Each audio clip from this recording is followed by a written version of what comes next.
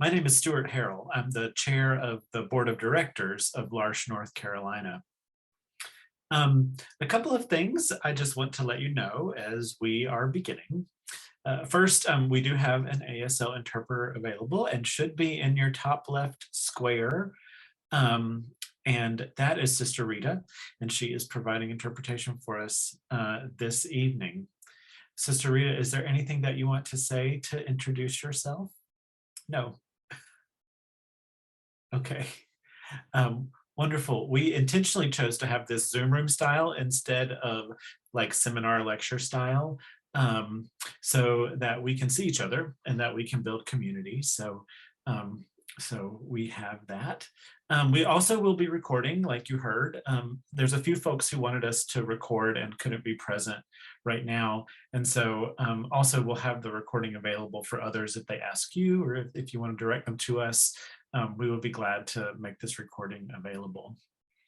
So one important thing is that we recognize that we're all entering this space a little bit differently. So as we listen and we learn more about disability justice, we know that these are perspectives and experiences specifically, I believe, from 7 individuals, 7 of our panelists. This is today, this is not a complete lesson on disability justice, but I think a really wonderful starting point for advocacy and for discussion. And so we want you to be here however you need to be here. So for example, if you are somebody who likes to move around like me, you can certainly do that. That's totally cool. If you need to lounge back, that's awesome. You're welcome to be yourself here, however that means. If you need to be here in your pajamas with your camera off, that's okay too. This is certainly participation by choice. We do ask that you mute your microphone during the panel poetry and the panel discussion so that we can hear the speaker as well. And we also want to invite you, if you are a drawer or a doodler, to draw and doodle during tonight's event. So if you don't have pen and paper, you can go grab some and bring it back so you can doodle. We'll have an opportunity for people to share if they like at the end. And very briefly, I need to tell you what L'Arche, North Carolina is, which is the organization that I'm so proud to be associated with. We are a nonprofit in the Triangle area of North Carolina. We're also a member of a larger federation of communities in the United States and internationally, the L'Arche communities. We're working to establish a community here in the Triangle and homes for adults with and without intellectual disabilities. We offer events and programs, friendships are formed, and every gift is celebrated. If you want to know more, we have a website. That's larchenc.org, and we can, maybe Macy can drop that in the chat for us, a link so that people can easily get there if they'd like to later. And now I want to introduce our moderator, who is Laura Steed Loreno. Laura is the executive director of L'Arche, North Carolina, and she will tell you more about herself. Laura, I'm passing the baton to you. Thanks, Stuart. It's so wonderful to see you all this evening. I'm so excited for this gathering. Thank you for being here. I entered this space as an ally, and I recognize as we discuss disability justice that I enter this conversation as a white, non-disabled, gay, cisgender female. Before inviting our spoken word artist to share this evening, I'd like to lay a foundation for our conversation tonight. As explained by Patty Byrne, the co-founder, executive director, and artistic director of Sins Invalid, and one of the people whose work and words informed the conceptualization of disability justice, the framework of disability justice was a reaction to the ways that the US disability rights movement invisibilized the lives of peoples whose lives at intersecting junctures of oppression. Disabled people of color, immigrants with disabilities, queers with disabilities, trans and gender non-conforming people with disabilities who are houseless, people with disabilities who are incarcerated, people with disabilities who have had their ancestral land stolen, amongst others. people who live at intersecting junctures of oppression. Sins Invalid, a disability justice performance project that centers people of color, queers, non-binary, and trans people with disabilities, states a disability justice framework understands that all bodies are unique and essential. All bodies have strengths and needs that must be met. We are powerful not despite our complexities of our bodies, but because of them. And all bodies are confined by ability, race, gender, sexuality, class, nation state, religion, and more, and we cannot separate them. And so without further ado, let us reflect this evening on disability justice together. I'd like to welcome our spoken word artist, Leanne Libas. Leanne is a disability rights advocate from Orange County, California, born and raised. Leanne has been an advocate for 7 years. She has been associated with various organizations such as the California Foundation for Independent Living Centers, Art for Autism, Women's E-News, Teen Voices, Autistic Self-Advocacy Network, and Cal State Fullerton's Filipinx American Student Association. She's pursuing a career in social work and disability studies, and her goals are to support marginalized communities and educate others without disability representation. And educate others about disability representation. Welcome, Leanne. Thank you so much, Laura, and thank you to Large North Carolina for hosting this event and giving me and many of our panelists opportunities to share our voice and take space. I'm going to share my screen right now to make this more accessible. And I guess I'm going to start now. When you first think of disability, what image comes into your mind? As you start formulating that image, keep it until the end. Most of us may have heard of disability rights, but another important word is disability justice. According to Sins Invalid's essay, disability justice holds a vision born out of collective struggle, drawing upon legacies of cultural and spiritual resistance. It was created out of the desire and the necessity to amplify other disabled voices of color, those who are also a part of the LGBTQ community, those who are also Indigenous, and more. One may think to themselves, why does this matter? Growing up, it was difficult finding representation, not only as an Asian American who has tan skin, but who happens to also be autistic. Most of the representations I saw growing up were stereotypes. I thought to myself, what about me? Where do I belong? Do I have a place in this world? Unfortunately, these images I perceived took years to unlearn. To this day, I'm still unlearning and removing all of these biases. When I started my advocacy journey, I was determined to share my perspective after dealing with years of being shut down or not being encouraged to question why things were the way they were. What I didn't expect in return was my experience with tokenism. I felt that as I gained more knowledge, I felt questioned and undermined by others because of my appearance and demeanor. I didn't necessarily fulfill what people's expectations were when they think of disability. There were times when I felt like I was only there to fulfill the diversity quota. There were also moments when I had to stand my ground with those who tried to use their authority over me. To me, disability justice involves everyone, no matter where you come from and how you were raised. What I want in the future is for me and other disability community members with multiple intersectionalities to not be tokenized or feel like we are being taken advantage of just because someone doesn't want to get backlash over the lack of diversity.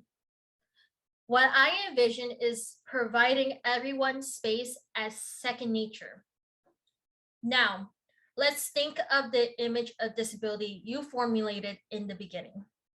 This time, what image do you see now? Is it still the same or has it become different? Honestly, there is no set image of what disability is. Disability occurs in all communities. For me, I imagine all the different people I have encountered in my life who have made an impact. I want you to take this time to think about what disability is and how we need to reframe it to not only include others, but to give everyone a chance to be at the table. Thank you. Thank you. Wow, thank you, Leanne. Thank you so much for joining us and for sharing your words this evening, or for you this afternoon. Thank you. You're welcome, and thank you so much. I appreciate it. Yeah. Wow, it's a great start. Thank you for kicking us off with such great words to think about this evening. It's now my great joy to introduce to you our panelists for this evening. I'll do so in the order that they will share. And so we have some panelists who will be sharing this evening, and they'll share for up to 4 minutes each, and then the next person will share after them. Our first panelist is Tatum Tricarico. She is a student at Duke Divinity and a disability rights activist on Instagram, as well as with the California Foundation of Independent Living Centers Youth Organizing Program. Tatum is an author who writes on disability history, justice, and culture, and the ways those intersect with the church. She has spoken at the San Diego, California Women's March, Point Loma Nazarene University's Crossing the Lines Conference, and many other classrooms and conferences on disability justice and theology. And I'll also add that Tatum has greatly helped us organize this event this evening, and we're extremely grateful. Thank you, Tatum. After Tatum shares, Jamie will share. Jamie Caron works at the Community Resource for Independent Living as a community organizer in Hayward, California. At CRIL, she works with the youth through a program called Disability Action Network for Youth, and teaches skills on leadership to young advocates in the disability community. Jamie shared with me that she enjoys working with CRIL and educating others on the disability community and changing the perceptions about disabled individuals, as she has a disability and passion for this work and community. After that, we'll hear from Dr. Sarah Barton. Dr. Sarah Barton is an assistant professor of occupational therapy and theological ethics at Duke University. She is a theologian and practicing occupational therapist with a current board certification in pediatrics. Sarah presents lectures and publishes across multiple disciplinary contexts, including Christian ethics and theology, disability studies, and accessibility in higher education. Her current work focuses on participatory research with disabled collaborators. She has a forthcoming book with Baylor University Press titled Becoming the Baptized Body, Disability and the Practice of Christian Community. And last but not least, we have Warrie Evans III and Felicia Woodard, siblings from Raleigh, North Carolina. Warrie is an amazing son, brother, cousin, and friend to many. Warrie enjoys connecting with people and is known for his smile and being extremely friendly and welcoming. During his free time, he enjoys time with family, large events, and he is an avid basketball fan. And if you were on early, we found out that he is a proud UNC Tar Heel basketball fan. Warrie is a graduate of Garner High School of 1994 and enjoyed a 20-year career working in cleaning services until his health prevented him. His work experience includes Wake County Public Schools, Walmart, and the NC state government. Warrie has also enjoyed working in his church, Springfield Baptist Church, in cleaning services and serving as an usher. And he will be sharing his experience and perspective on disability justice with his sister, Felicia. Felicia Woodard is a senior vice president of Bank of America's Commercial Bank and has worked in various roles in the financial services industry for 25 years. Her background is in leadership and commercial banking. At Bank of America, she serves as the market executive and the commercial banking team based in Raleigh, North Carolina, leading the team and commercial strategy for the Triangle and Triad markets. Felicia is a graduate of Garner High School in 1991, and she earned a Bachelor of Science degree in mathematics with a statistics concentration from NC Central University. She is passionate about equity, inclusivity, and financial empowerment. Felicia's volunteer commitments include being an advisory board member for the Southeast Raleigh YMCA and Junior Achievement of Eastern North Carolina. She and her husband have two amazing sons, ages 18 and 13. We're so excited to hear from you all this evening. I can't wait. Before I invite Tatum to share, I'll let you all know that our speakers this evening will be reflecting on 3 questions. What does disability justice mean to you? How can others be allies and create a more just world for disabled individuals? And what does inclusion look like, feel like, and or sound like to you? Tatum, I now turn it over to you. Awesome. Thank you all so much for having us, and I'm really excited to start this panel discussion. And thank you, Leanne, for that wonderful spoken word. I'm going to be mostly focusing on the first question, but we'll jump into kind of all of the rest of it too. So here we go. Leah Lakshmi Piepsna Samrasinghe from Sins Invalid defines collective care as shifting ideas of access and care, whether it's disability, child care, economic access, or many more, from an individual chore, an unfortunate cost of having an unfortunate body, to a collective responsibility that is maybe even deeply joyful. And I think that collective care is at the root of disability justice, especially when that joy is rooted so deeply in it. I find the joy of collective care and disability justice in the story of Judy Heumann, a woman who led 118 people to sit in a government headquarters building for 28 days to fight for disability rights. This was called the 504 sit-ins. This was disability justice because it was advocating for the signing of the 504, which was the first anti-discrimination law that disabled people had. But it wasn't only disability justice because it was advocacy. It was also disability justice because there was collective care and there was joy. Blind people needed guided. People in wheelchairs needed flipped so they didn't get bed sores. Deaf people needed sign language. Many people needed longer to talk because of speech patterns or processing disabilities. And all of that was done with joy. Every person was taken care of and their thoughts were appreciated and recognized, which gave space for the wheelchair races in the hallways, the late night conversations, the celebrating of Passover and Easter in the building. All of this was living a life of disability justice, collective care, and joy that they wanted from the 504 in the midst of their advocacy. I got to live this disability justice, collective care, and joy last year, and I am lucky to again now. Last year, I lived on campus with a friend who was also disabled. We cared for each other when she would read for me or alert me when there were flashing lights somewhere on campus. I would do her laundry for her because she had reaction to laundry sense. We would read over each other's emails advocating for ourselves, and we would stick up for each other when we could.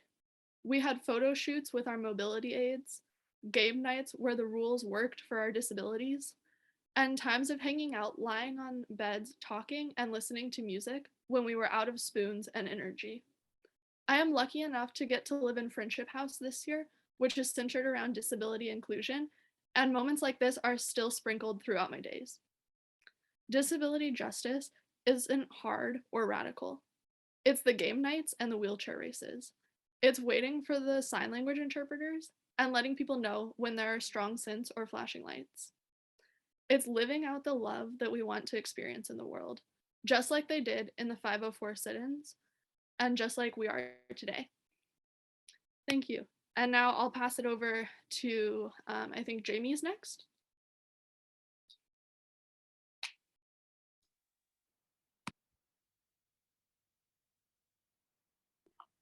Sorry, had to find the unmute button, but thank you, Tatum.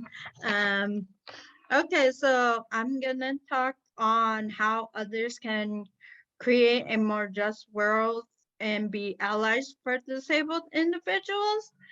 So my answer is I think others can better be allies and supporters to the disability community by educating themselves more on disabled topics and etiquette.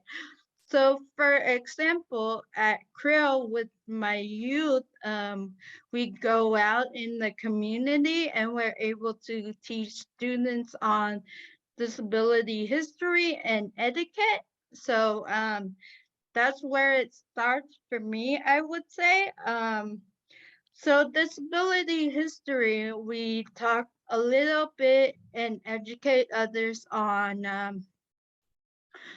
the laws and leaders such as the ADA, which many of you I'm sure know is the Americans with Disabilities Act, a big act for us that helped us get the freedom and services we have today. And the IDEA, which is the individualized with individualized sorry, I'm forgetting the name, but it's the act the IEP basically went under, that gives students the rights and equal services in school. So we can all learn equally. And for the leaders such as Ed Roberts, which paved the way for accessibility and independent living services that we as disabled individuals receive. Independent living, if you're unfamiliar with that term, is the term that they use for disabled people not to live in the institutions or nursing homes, but to get the rights they need to live independently. So I would say that for an answer. And also you can find more info out on YouTube and online. Those are really good sources. Like even I would say like Netflix now, for example, has a lot of movies with disability culture and characters. So I would say educating yourself more on those topics. Thank you.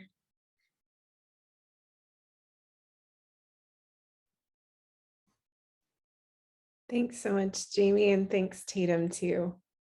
I'm humbled to go after both of you.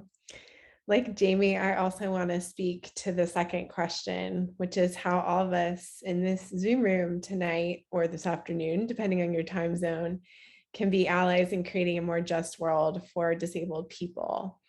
And I want to talk specifically about how non-disabled folks, and then those of us who have disabilities, who might be in positions of more relative power, can work toward disability justice by making a transition from critiquing to constructing.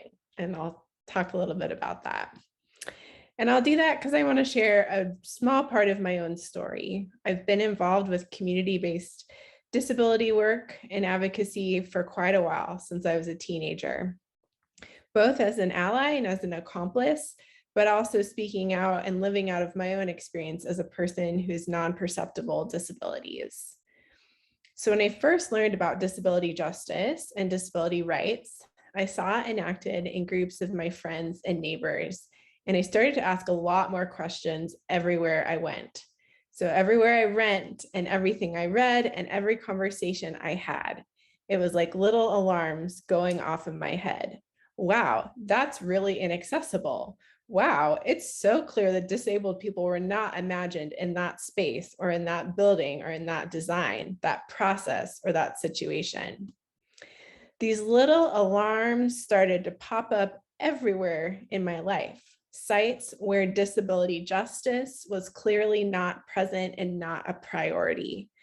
And these kind of noticings and alarms became the foundation for questions I started to ask. For example, I asked, I wonder how this inaccessible process came to be the way it is. I wonder why disabled people weren't imagined in or expected at this event.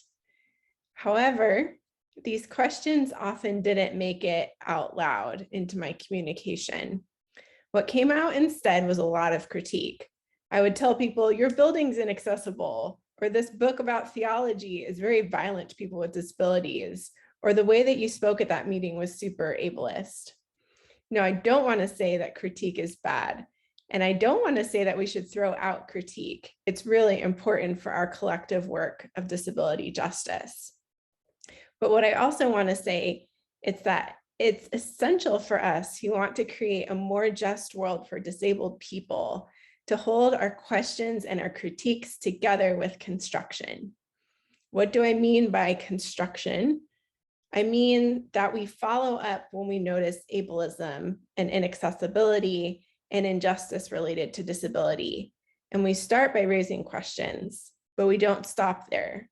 We also raise critiques about these situations and spaces, but we don't stop there. We also construct a new future together. And we do this construction by doing active work with one another together in close partnership with disabled people. And for those of us who are disabled, other disabled people who have different identities and access needs than we do. One example of this work of construction is showing up in person or virtually to demand access and propose more inclusive and expansive ways of being together in our situations, our neighborhoods, and our spheres of influence. We can construct a new future of disability justice, not just by asking questions and critiquing, but by going with each other to hard meetings in our lives where we know that we're going to face ableism, whether it's a doctor's appointment, a city council meeting, or something for our work. And we can construct a future marked by disability justice, not just by stating our questions aloud or our critiques aloud to our friends or our loved ones or people we know, but by voting for disabled representatives or non-disabled politicians who prioritize disability and disability justice, or calling or emailing or texting our elected officials again and again to ask for their vote for disability justice work. These are just a few first steps and practices of constructing that can help us work together to build a world marked by disability justice. And I hope that I'll have the opportunity tonight or later on in the future to hear from many of you about the small or big steps that you want to take to build a world that is more just for all disabled people.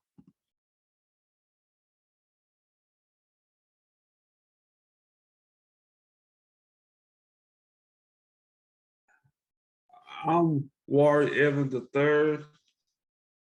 And what is disability to me is when I went to the church for Mr. Rogers' birthday, meeting new people really made me happy, and taking pictures and Zoom trivia and prayer really make me happy, is to meeting new people. And you got anything else? And that's it. Okay, well, you can jump in if you like. So I am Felicia, Warrie's sister, and I am an African-American heterosexual female who considers myself an ally for people with disabilities. And so I come to this conversation as an ally. Warrie is wearing a Carolina blue polo shirt or Ralph Lauren shirt, and I'm wearing some red reading glasses and a black jacket. So when we talk about inclusivity, I'm going to answer the question how we can be allies for people with disability. It's really been, first of all, I want to give a shout out to Dr. Tamika Faison, who introduced me to Larch, North Carolina, when I was looking for a place for Warrie to meet new people. And so IDD adults or intellectually challenged adults and disabled adults, sometimes the statistics show that over 60% do not have a social life outside of family. And it was really important that I find that for Warrie. So that's why I want to give her a shout out and thank Dr. Laura for meeting with me and welcoming us. And seeing Warrie with the group, being able to do the Bible studies, the prayer meetings, and Mr. Rogers' birthday party, the members or sending him pictures and texting him. Typically, he would only communicate with family, but it's like he is developing friendships. And so as those of us look for ways to be allies, we can, first of all, invite people and include them. And I think we've all heard that diversity is being invited to the party and inclusivity is being asked to dance.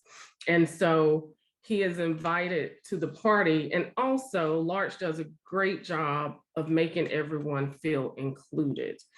And, you know, we are patient, they're patient, they give everyone time to speak. And they communicate in a way that everyone can understand. And so one example, there's many examples, but one example is the book club.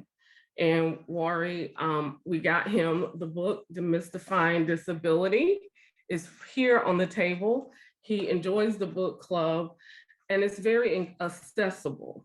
So not only should we invite everyone, we need to make it accessible. And when we think about accessibility, we should think about physical accessibility, as well as accessibility for people who may communicate differently. And what I like about the book club is that they read the book out loud and then you can discuss it.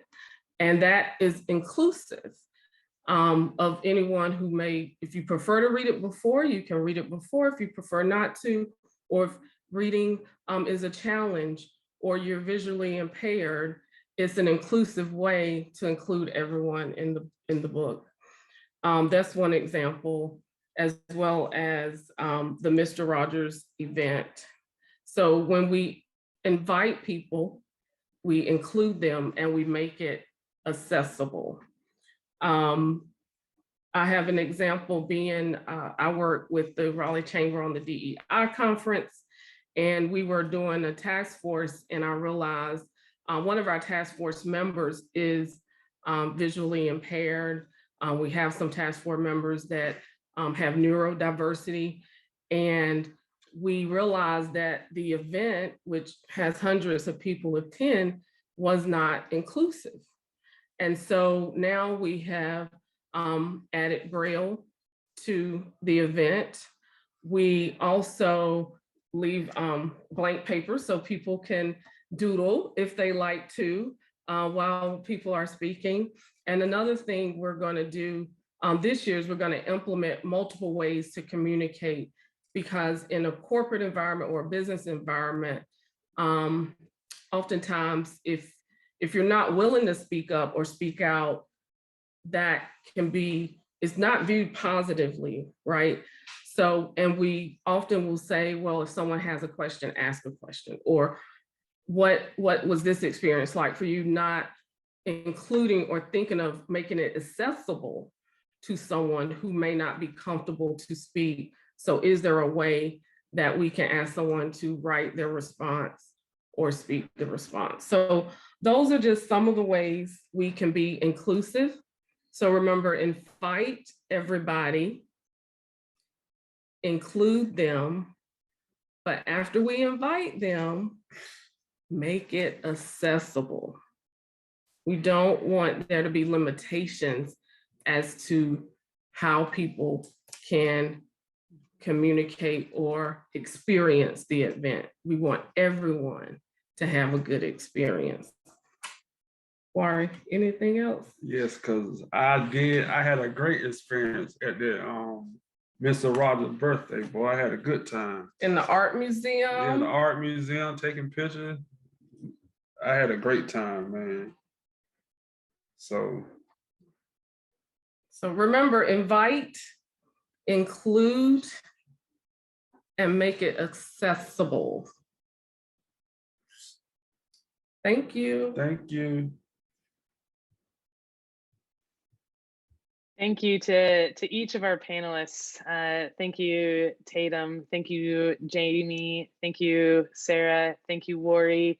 And thank you, Felicia. And Warrie, we've had a lot of fun with you. I'm so glad that you've been coming to those events. So keep on coming. Wow, a lot of great suggestions, wonderful spaces to enter into more understanding and just truly being better allies, better friends, and better coworkers. Thank you for sharing from your expertise and from your experience. We now have a few minutes that we'd like to offer for Q&A.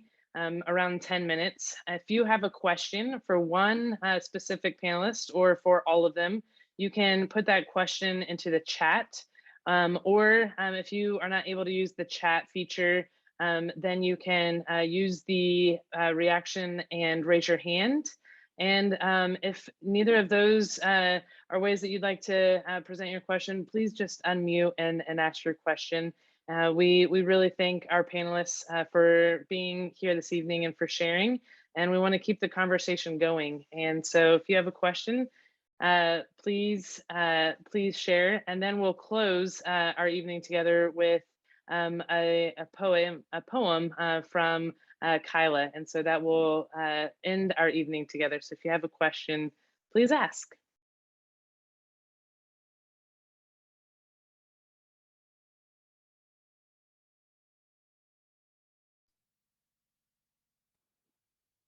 Well, I'm glad I got to listen. May not have heard everything, but I would guess I was glad to be here. There are some faces I recognize.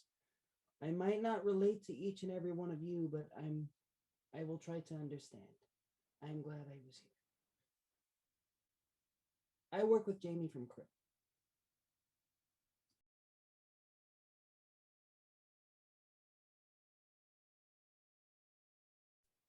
On a final note, I guess I enjoyed hearing Sarah Era and Tatum discuss their I guess their passion for I guess disability justice. I mean, none of us were alive at the 504 sit-ins, but I guess learning about them, whether you learned about them in school or not, it provides a pathway for passion to make the world a better place. At least I hope so, and I'm glad I got to listen. We're glad that you're here, Ian. Thanks for being here. We have a question from Annette Smith, and her question in the chat is for Warrie. And she has asked, what is the best part of being involved with L'Arche? What's your favorite part? Meeting new people and having fun. Warrie is very friendly and loves people. I think those that have met him in L'Arche know that. Like Miss Laura. And I'm learning a lot from you, Warrie. I will say, y'all, during this Final Four, Warrie wished me good luck. I'm a Blue Devil fan, and he wished me good luck, and he's taught me better sportsmanship.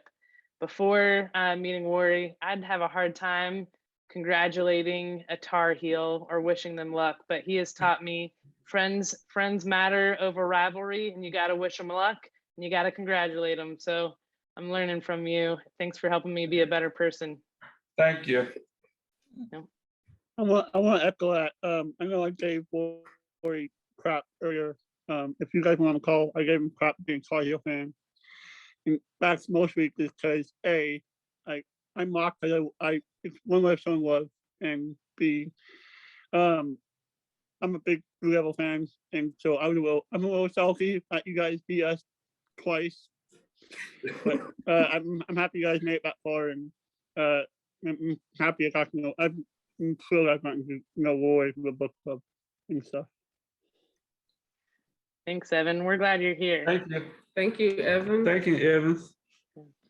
Got a couple more questions in the chat from Anne Marie. A question for Tatum and any other panelists with student experience. What has been your experience with classroom accommodations, and what are some of the most effective practices you've seen from instructors? Ooh, yeah, I have a lot of thoughts on this. I think generally, yeah, I think generally I've had fairly negative experiences with classroom accommodation. Though I'm a person who really loves school, so that is like disappointing on multiple different levels. But I think it really does come down to the professor. And so I think, yeah, a lot of times there's just not the staffing at schools to really provide a ton of support from the disability office. And so I've had a couple professors who have like intentionally like sought me out and asked me or like worked with me individually, and kind of done, I think, a little bit even what Felicia was saying, I think, and even some of what Sarah was saying about like working to kind of like do that accessibility and inclusion, and even that like sort of like critiquing the system alongside me so that I didn't have to be doing it by myself. And that was really helpful because most of the time I have to go into a classroom and be thinking like 10 steps ahead of what I need. And so it's really nice to go into a classroom or go into a school space and have somebody there that can like, I don't know, like make it so that I don't have to be the one to think 10 steps ahead, and that I can just like be a student and not have to do that constant advocating. So yeah, I don't know if that really answered that question, but hopefully it did. And I think there's other people who have student experience too. So.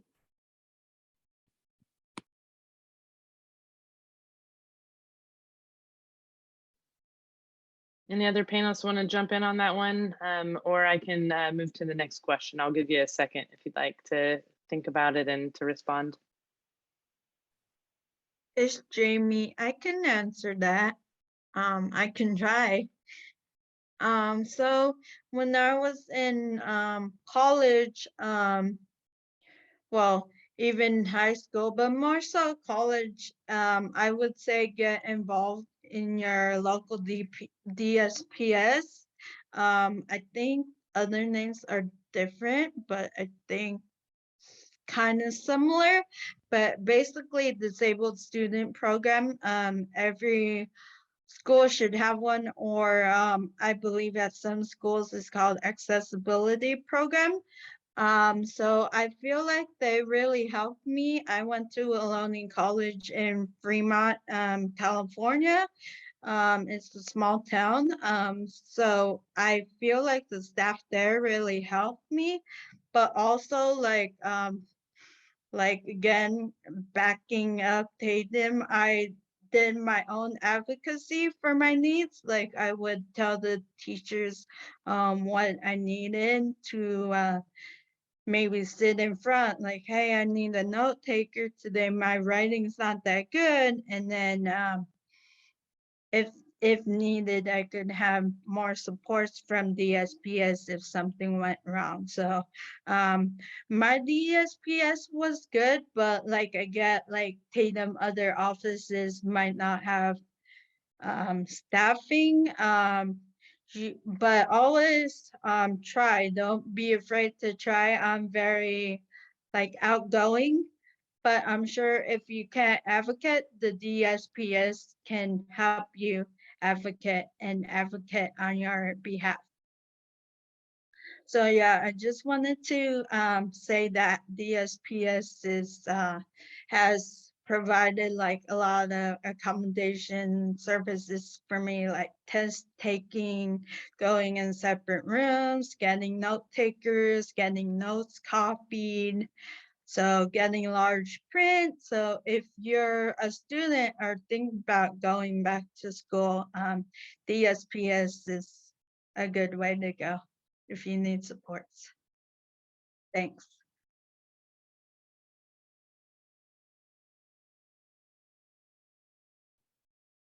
So I'm also going to share too. I wasn't a panelist, but I was the spoken word artist at the beginning. Hi, everyone. I'm Leanne again. So my experience, I wanted to touch base because I think getting classroom accommodations is probably one of the biggest things if you're in the disability community, if you are a parent or you're a disabled person yourself or you're a sibling, you're going to encounter this situation. For me, when it comes to college, so I first went through the community college system and then I transferred because honestly, I wanted to save money and I'm really glad I did.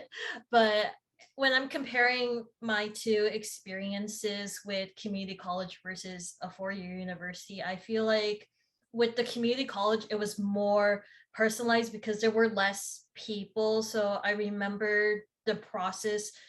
It wasn't too bad. And at that time, I was like slowly getting out of those biases that I had when it came to disability. I was thinking to myself going into my first year of college, like, yeah, no, I am not going to take accommodations at all. I am a strong person. I can handle it. And then I remember taking a math test. I was like, okay, yeah, I need extra time for this. This is a lot for me to process in my head. So I essentially decided to make that decision on my own that, okay, fine, I'm going to take accommodations. And it was a really good decision on my end because it helped me take the time to process everything. And then as far as the four-year university system, I feel like overall, like it's a lot of planning because there's more people at the campus and usually those appointments to meet with your counselor for disability support student services or whichever office it's labeled as,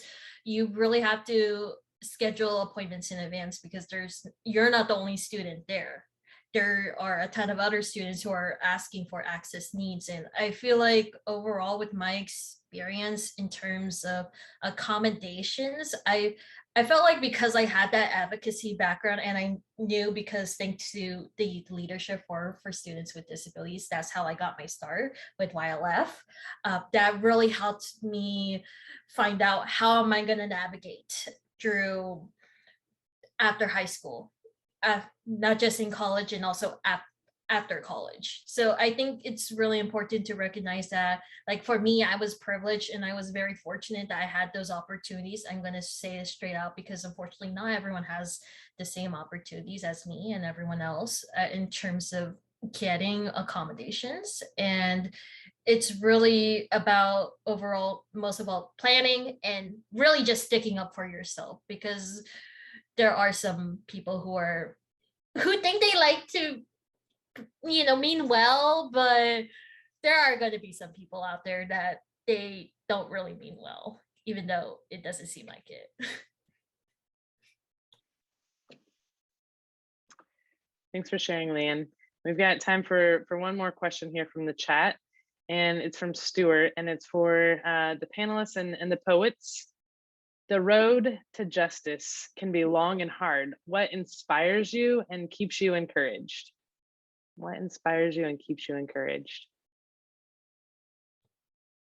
I think I'll go first because I just immediately thought about all that I went through within the last 7 years. I'm not going to lie to you, being an advocate, it's a lot of work. Like you take in so much stuff, you take in so much stimuli, and you try to be so strong, you try to be so tough that sometimes you tend to forget you're human too and you have feelings. I reflect back to when I went through my own compassion to fatigue and my unfortunate breakdown, and thankfully I worked on my mental health. I feel much better and I feel much stronger, and I learned during that experience that I'm human too, and yes, these issues really do matter, but you also have to take care of yourself too in terms of being in the advocacy world. And I think what helps me stay motivated and focused, even though I know there are times where it's like, oh, we're going all the way up, we're making progress, and then all of a sudden there's a snowball that hits, there's a law that's undermining the ADA or the IDA or whatever, and you think to yourself, oh my goodness, what is wrong with people? Why are they doing that? Like, come on, we worked so hard to get to this point, and now you're just throwing the snowball, more snowballs, more snowballs. But I think what really motivates me is just remembering like why I started this in the first place. Why did I decide to get into advocacy? And that is, I do not want people and the youth, most importantly the youth, to experience what I experienced during my childhood. I think that's what really motivates me a lot. And also the people here too, who have shared their experiences too. Because even though I've been advocating for 7 years, I always come in with a rookie mindset, because even though I bring a breadth of knowledge, at the same time, I also have to remind myself, okay, there is something here tonight or just any other event that you haven't learned. Like, for example, I just learned something from Sarah's discussion, and how it's really important to not only critique but also construct too. And that really made me think a lot about how do I approach situations, because I got that Aries energy, it's Aries season, I want to go hard, but I can't. I have to be respectful. So that's what helped me keep going. I also, that just reminded me, y'all, that today is Leanne's birthday, right? It's tomorrow. But... Tomorrow, yeah. So Happy birthday! Oh, thank you so much. Yes. We wish you a very, very happy birthday. Thank you. Much appreciated. And Happy birthday, even though we don't know each other that well. I think Warrie was gonna answer. Were you gonna answer? yes. The question was love of God and people. That's my answer. That is pretty accurate.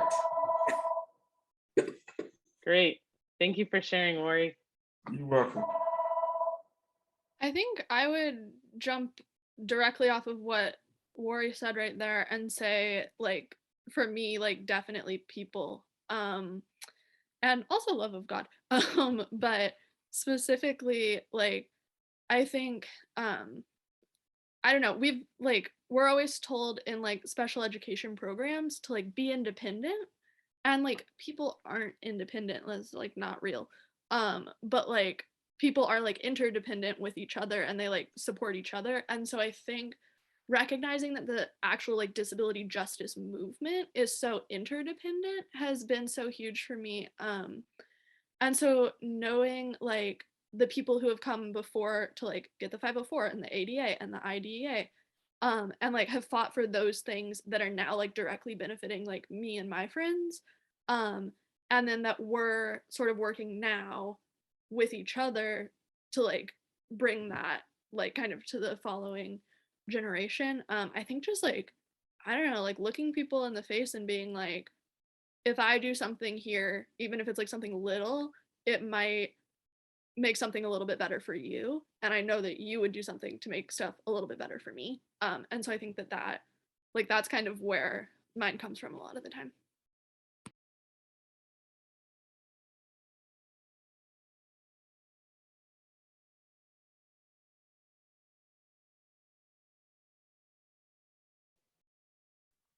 I couldn't answer that question. It's Jamie. So I got involved similar to Leanne. I went to the YLF program too. YLF, as mentioned earlier, is the Youth Leadership Forum for students with disabilities. And I believe, well, at the time that I went, it was for high school seniors and juniors, but now I believe they expanded it to sophomores too.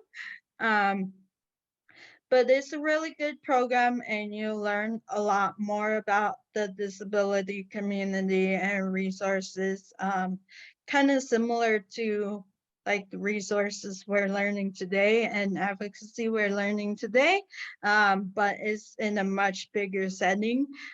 So for youth with disabilities again, and that's how I became involved in my local independent living center. And before working there, I actually volunteered a lot, and I was a really active member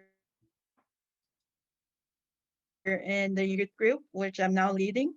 Yeah, it all started for me with YLF. It's a really good program. I encourage you all to check it out and look into it. And I would say, like all the other panelists mentioned, being involved in like community and seeing the community, like the disability community, having pride and being happy for themselves.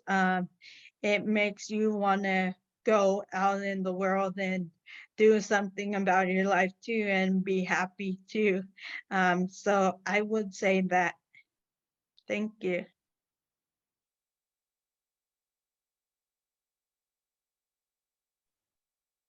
This is Sarah. I just want to share, building on what everyone else has said, that I take a lot of courage and inspiration from disability Twitter and all the awesome things that and work that they do in construction and critique they do on disability Twitter.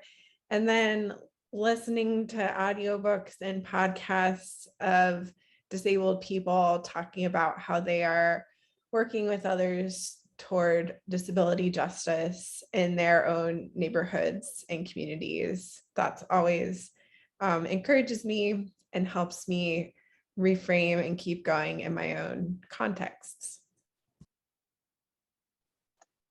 Excellent.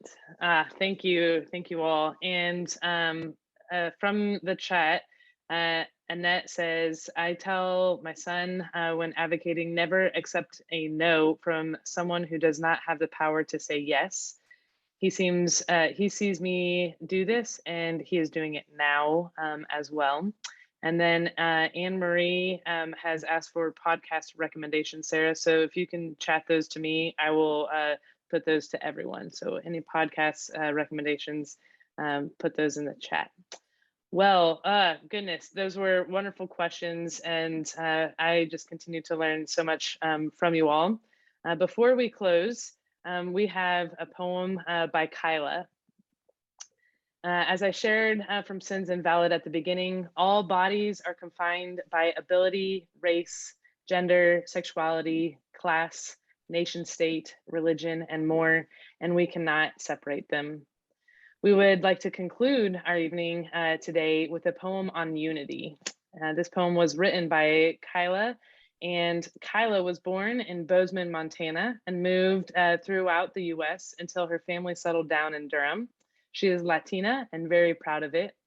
Kyla loves traveling, being in nature, listening to music, doing archery, and dancing. And she opened up her own small business in 2020 during the pandemic.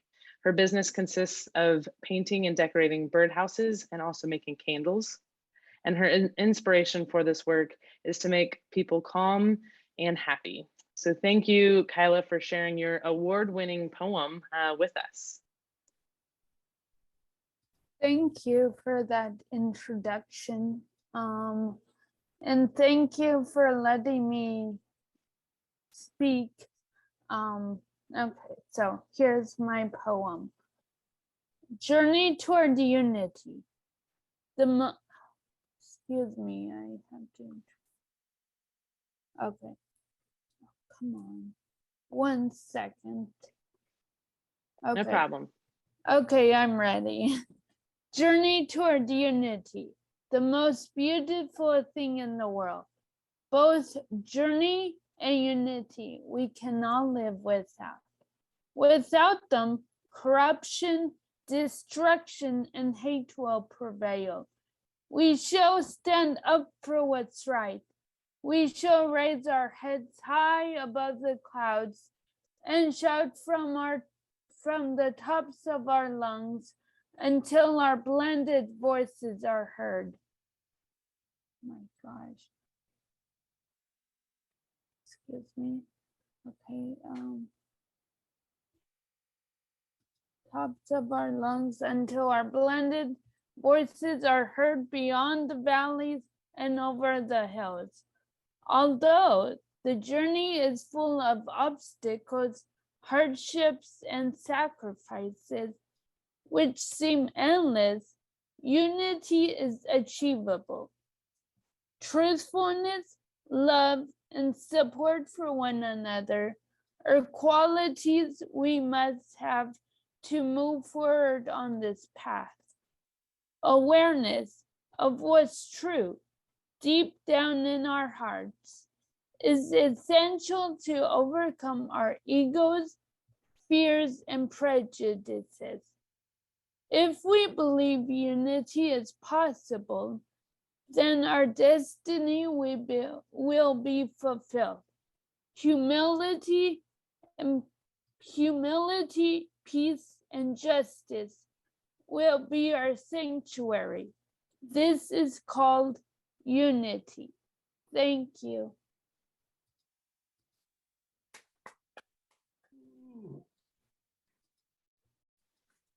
Thank you for that inspiring poem, Kyla, and just truly thank you to our panelists, our spoken word artists, and also a big shout out to Macy Bridge, who has been behind the scenes doing tech support this evening and has done so much to help us get this event together. So thank you, Macy. I now turn it back over to Stuart for our final farewell. Thank you. And I just wanted to echo L'Arche, North Carolina's thanks to all of you for being here. And again, to each one of our panelists and participants here tonight. I'm going to try to name everybody so I don't forget. Sister Rita, woohoo, Sister Rita, thank you very much. Thank you, Laura. Thank you, Macy. Thank you to Leanne. Thank you to Warrie and Sarah Barton and Tatum and Jamie and Felicia. Thank you to Kyla. And if there's someone that I forgot, did I say Jamie? Yes, I did. Okay. If I missed anybody, my apologies. I'm so grateful for all of you being here. I did want to say that you can get more information about L'Arche, North Carolina on your screen. You can see there that there is info@larchenc.org is our email address, and www.larchenc.org is our web address. And then we have an Instagram, L'Arche NC, and Facebook, L'Arche North Carolina. And so we are very, very grateful for you to join us. You have given us so much to think about how to make this world a place where everyone is truly included. So we hope you have a wonderful night and have a great one. Thank you for coming. Thank you. Thank you so much. Thank you. Thank you, everybody. That was awesome. Thank you. Thank you, guys. Thank you. Thank you.